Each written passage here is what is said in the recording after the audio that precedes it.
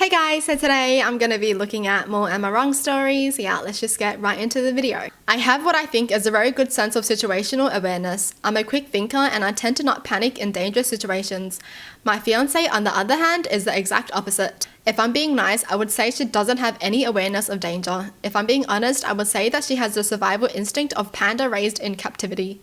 She had no sense of danger around her, doesn't constantly examine her surroundings for things that could be dangerous, and when things are bad, her reaction is to panic and scream. Friday, we went out on a friend of mine's boat, and we got into a dangerous situation. We were anticipating light rain, but we ended up with a downpour, high winds, and high waves. While me and the other men there were trying to strap things down and keep the boat from capsizing, my fiance screamed and cried for dear life. She was in hysterics, and I get it was a scary situation, but her yelling and screaming that we're all gonna die and for God to save us, and literally crying, saying that it's my fault that she's on the boat since I asked her to come with. None of the other girlfriends or wives were doing this, just her. I'm sure the other women there were just as scared but tried to keep it in for the sake of the men doing something about it. The downpour was really bad for about 15 minutes, so 15 minutes of railing while we were doing everything we can to keep things alright. We made it back safe with little more damage than a few spilled white claws. On the car ride home, I told my fiance that we needed to talk about how she was behaving during the crisis.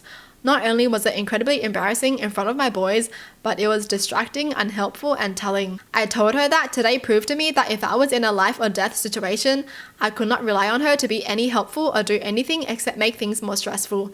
I said she needed to learn how to not panic and be helpful. She got unbelievably mad. She said she thought she was going to die and had a reason to freak out. I told her that all of us were scared, but none of us were as ridiculous as she was. We argued the entire ride home and she's still pissed off at me. I think I was right to say this, especially since we planned on spending our lives together and I can't be the only level-headed one. Am I wrong? I definitely don't think he's wrong. Because, dude, I think that would annoy me too. Like if someone was panicking and screaming and crying, like that doesn't do anything. You know, the fact that she was like to him, I'm gonna die because of you. You brought me onto this trip. Now I'm gonna die because of you. And she just keeps crying. Like, if you don't want to die, then maybe try to do something to help. You know? Holy. Or just be still or just shh. Okay, shh. Oh my God. Seriously, like, I hate it when something is going wrong and other people start screaming and being so loud.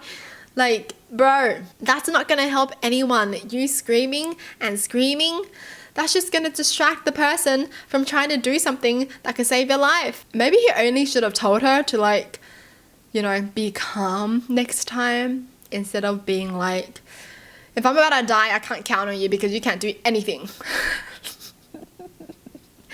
That's a bit mean. But it is what it is. So I'm a part-time DJ. I mostly DJ for just family and friends. I'm not really a professional. Just do it for a little side cash from time to time. Last weekend, I got invited to DJ on the cheap at a wedding for a friend of a friend. At the wedding, while everyone was on the dance floor, one of the guests, we'll call him Kevin, approached me and asked if I could play the song Golden Hour. It was an odd request because at this time, all the guests were really hopping around and dancing, but I was told to take all requests, so I did it anyway. When I started playing it, the dance floor started to clear up, and then Kevin invited a woman onto the dance floor. They started slow dancing for a bit. A few people joined them, including the bride and groom. Then at that one part of the song, Kevin got down on one knee, and I knew right away that he was going to propose. I didn't think it was right, especially because they were in the middle of the dance floor with all eyes on them, and I kind of felt like if this happened, I would take the fault because I was the one who put on a romantic song out of nowhere. So instead of letting that happen, as soon as he put out the box, I started to play Boogie and turned up the volume instead. After that, Kevin just side-eyed me and got up and everyone else sat down. After that, nothing else really happened and the tension was very thick. After the wedding, no one really brought it up and I obviously thought that I wasn't the ass, and the friend that was friends with the bride said that I wasn't. But then a bunch of the family started to message me. It turns out that Kevin was the bride's brother and the family kept asking why I did that. I told them that proposing at someone else's wedding was not appropriate. They told me I shouldn't have an opinion because I was just the DJ. And now Kevin got publicly humiliated because some people knew this was going to happen, so they were taking videos and live on Instagram so all their friends could see. I responded with, that would have made the newlyweds hurt. But then they came back with, you shouldn't have assumed that the bride didn't want that. That part got me thinking because I was mostly communicating with her bride about arrangements and she was very chatty before the wedding. But after that, she kept giving me one-word answers. So I assumed she's mad at me, but then again, when she paid me, she almost doubled the amount for what I was asking for with a generous tip. But I'm not sure if the bride actually knew. I think she would have told me. But am I wrong for just assuming? Ooh, tea. Okay, I think the bride knew about it, but didn't want it to happen. Because, you know, most people, if it's the wedding day, they want the attention on themselves, right? But because it's her brother who wants to propose, it's very hard for her to say, no, I don't want you to do that, because that's her own family, right? And she doesn't want to go against family. So I'm assuming she probably didn't want it, but agreed on it, because she didn't want to hurt anyone else's feelings. But now that this guy, the DJ, ruined everything for Kevin, she's happy. That's why she paid him double the amount. All right, money don't lie. No, but seriously, I don't think this person did anything wrong because no one told him what was going to happen, all right? If they were going to propose or something, at least tell the DJ. Like, let the DJ be in on it. Kevin gave him the side eye, bombastic side eye.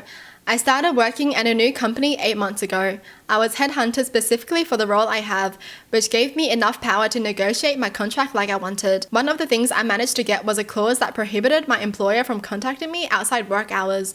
If it is a true emergency, then they can send me an email. Otherwise, they can't even send me a text.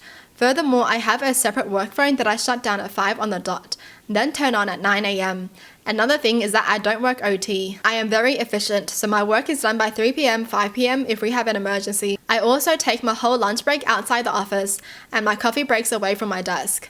My coworker are not the same. They tend to socialize during work hour and have work left for afterwards. They sometimes ask me to help, but I always decline by saying that I have plans. I don't go into details. I just say that I have plans. These plans are 99% of the time just include going home, reading books or sleeping, but that is my personal time. Monday, a coworker asked if I could stay a bit later to help her out. Apparently, she was late with some essential work, but she had to be done by that night because she had to attend her daughter's recital at 6. I said that I was sorry, but I had plans. It was a nice day, so instead of going home, I just went to a park to read while breathing some fresh air, brought some fruit and bubble tea, and made a picnic out of it. My coworker found me there, and she was pissed. She said that I could have helped her if I didn't have plans. I said that I do have plans. This is impromptu picnic. She said that it wasn't as important as her daughter's recital. So I said that for me, it was even more important than her daughter's recital. She called me an ass, and some of my friends agree. So am I wrong? I don't think they're wrong because anyone can prioritize themselves first, right? Like if you really needed that picnic for your mental health, go to that picnic, you know, because obviously some people don't want to work late. They want that free time to themselves so they can heal or whatever, right? But as a coworker, I feel like that's very, how do you say? It's more like, you know, for coworkers, if you're nice to them, they'll be nice to you back, right? If you have their back, they'll have your back, that kind of thing. So the next time you need someone to cover your shift, they're probably not going to do it because of how you treated them. So, you know, she probably can't expect this coworker to help her out anymore. So that's the only downside of this. My childhood best friend Brad is getting married in late May to Vicky. A week ago on Easter, I received his wedding invite, which only listed my name but not my girlfriend, Mary. For context, Brad, Mary and I have known each other since high school. We were in the same friend group. Mary and I live around 2 hours away from Brad and Vicky. Because Mary is a nurse, she doesn't always have the time to visit Brad and Vicky with me, so I go alone most of the time. But when she's able, she'll join me. Mary has met Vicky and seen her around 10 times in the past 4 years that Vicky is with Brad. Mary and I have been together for 6 years total, and we do plan on getting engaged and married once we are more financially settled. So I asked Brad if Mary is invited, and they just forgot to mention her name, to which he replied that Vicky is very strict about some rules, and in order to cut down costs, she's enforcing a no ring, no bring rule for the wedding. So since Mary is just a girlfriend and doesn't have a ring to imply some formality, then she's not invited. I reminded Brad that Mary and I have been together longer than he's with Vicky, and that Mary is also his friend, not just my partner. He says he knows and tried to talk Vicky out of it, but she's very strict with that. I let it go, and I was in a dilemma about whether I should go to the wedding or not because of that. Mary told me she's happy about the situation, but I should go to avoid more drama. So I called them to tell them I'll attend. Vicky picked up the phone and said she's sorry about making me uncomfortable by not inviting Mary, but these are the rules. I said I respect the rules. I'm not necessarily happy about it though. She then, for some reason, started being harsh about how Mary and I are not in a serious enough relationship if after knowing each other for so long and being together for 6 years, we are not engaged yet, and joked that after all, you never know what tomorrow brings, and I could break up with Mary anytime since we haven't shown any signs of true commitment. Wow, Vicky sounds salty about something. Seriously?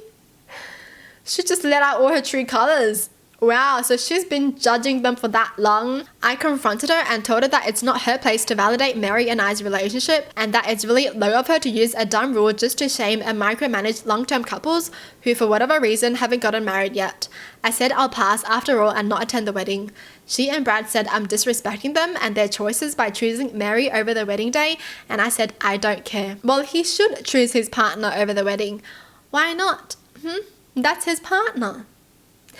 That's true commitment right there, Vicky. Keep your rules and I'll keep my relationship because it's more important than any exclusive rules that only exist in order to shame people. I've been receiving a lot of backlash from other friends for that choice who said I'm an ass for being so bitter about something so small. But to me, it's not small. They invalidated Mary and our relationship. Yeah, I freaking agree. It's not small. If someone comes up to you and is like, oh my god, you guys haven't married yet after being together for 6 years, that means you guys are not serious. You guys are gonna break up tomorrow. Really? I'd be pissed off. Like, how dare you judge our relationship when you don't know anything about us? Honestly, anyone can break up, but anyone can also divorce too. Well, that's it for the video. Hope you guys enjoyed. Tell me in the comments down below what your thoughts are. And as always, thanks for watching. Hope you guys liked it, and I'll see you guys next time. Bye!